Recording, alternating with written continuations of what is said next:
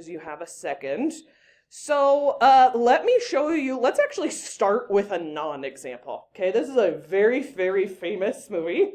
It's called Ferris Bueller's Day Off, and if you've never seen it, you're missing out on life, because it's like one of those classic, you have to know this movie. You have to have seen it at some point, because it's just part of being a good human.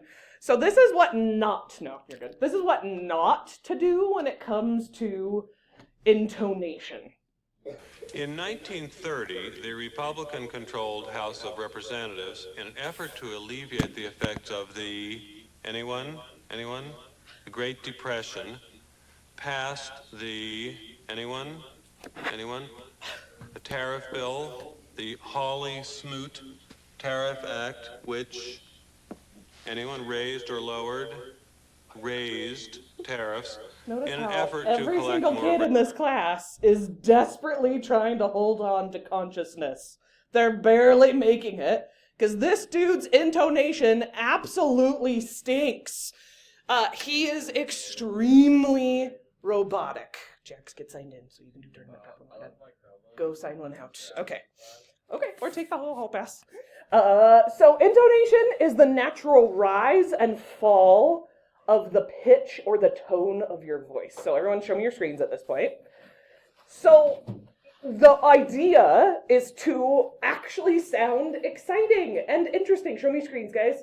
That we want your voice to come across as, I'm a person who cares. I'm excited to be here. I really want you to vote for my argument. And again, people get nervous and they stop focusing on it. They're usually good for about a minute, and then they stop having great intonation, and they start sounding very robotic, and it will put your judge to sleep.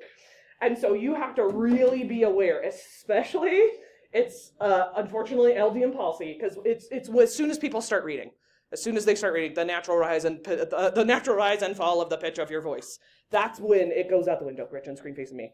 So we want your voice to have that passion and that enthusiasm. We don't want monotone. Mono means one, right? We want you to have sometimes a little higher and sometimes a little lower. And some people are naturally good at this, but I would actually say most people tend towards monotone rather than being naturally good at intonation. So think of it almost like the music of your voice. You don't actually have to have music in your voice, but it should sound a little bit, sometimes higher, sometimes lower. And it's very closely connected with volume and projecting your voice. You really should be focusing on, when am I going to change it? When are those moments where I'm louder and sometimes got higher and sometimes softer and sometimes lower, so that I'm keeping my judge awake. And you really won't know if you're doing a good enough job until you record yourself. Overdo it a little, because most people don't do near enough. And I do have one more example for you from this dude he calls himself the speaking maestro. So focus for just a second. Hi, I'm Michael Trigg, the presentation maestro. Oh, presentation. And I want to share a presentation skills tip with you. Now this tip is all about one of the most important parts of the how of presenting, namely your voice. We've all got various qualities of our voice, various characteristics that we can vary, alter, use in different ways. And the first one I'd like to talk about in this tip is your pitch and intonation. Your pitch is the high and the low in your voice, the intonation, the music in your voice. And what do you think normally happens to when people are nervous or don't want to be there? Robots, boring robots. You can't answer me back on here, but I'll tell you, it goes flat, it goes monotone. And this you want to avoid at all costs, because it will just send your audience into a deeper trance. And instinctively we know talking with a flat pitch is boring, but the word monotone is very close to the word monotonous, which means the same thing. And I'm just thinking of a story I heard, not a story, a real thing I heard on Radio 4, BBC Radio 4 a few years ago, when they were interviewing on the Today programme in the morning, which is one of our highest respected political Okay, this chat is my shows. favorite part coming up right here, okay? And they were interviewing the winner of the worst speaker in the world competition, the most boring speaker in the world competition on the Today what we programme. do. And they said, "Congratulations, Mr. Smith, you're the most boring speaker in the world. How'd you do it?" And he said, very simple, Most people in this competition make the fundamental mistake of picking a really boring subject. He said, I don't. I pick a really fascinating subject, one that's guaranteed to rivet people.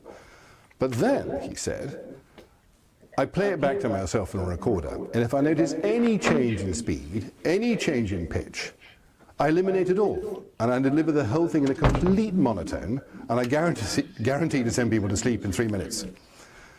So pitch and intonation is one of the most powerful things for you to consider when you're presenting, and you need to vary it. Vary it a lot is what he got cut off right there. So the take-home message from intonation, you could have the world's most perfect speech and completely kill all of that really hard work just because you started sounding robotic. And LD and Policy be way more aware of it than extemp and oratory. They usually are a little more focused. It's because you guys are trying to focus on reading. So go ahead and do your you try box on that one also. I want to conclude by showing you one little video from Jason.